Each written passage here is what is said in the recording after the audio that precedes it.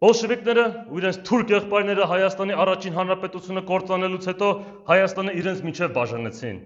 Բոլշևիկները թուրքերին տվեցին այն, ինչը որ նրանք ուզում էին՝ Կարսը, Սուրմալուն, Արդահանը, իսկ մնացածը, որոնք թուրքերին պետք չէին, ռուսները վերցին իրենց։ Փաստերը հաստատում են, որ թուրքերը, բոլշևիկները եւ սիոնիստները Հայաստանի նկատմամբ ունեին պարզորոշ նպատակ՝ թույլ չտալ Սևրի դաշնագրի գործադրությունը, թույլ չտալ միացյալ հայկական պետության ամրապնդումը։ Այնուհետև բոլշևիկները գովաբանում են այն ոխերիմ դաշնակցին, ով մեր դեմ դավեր է նյութում եւ հետո ներկայանում որպես փրկիչ։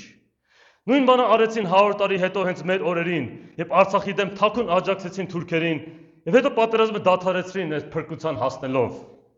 Դա նման է նրան, որ մեկը քո մեջքին դանակ խրելով քեզ հաշմանդամ դարձնի եւ հետո հենակներ տա, կարծելով որ դու պետք է շնորհակալ լինես դրա համար։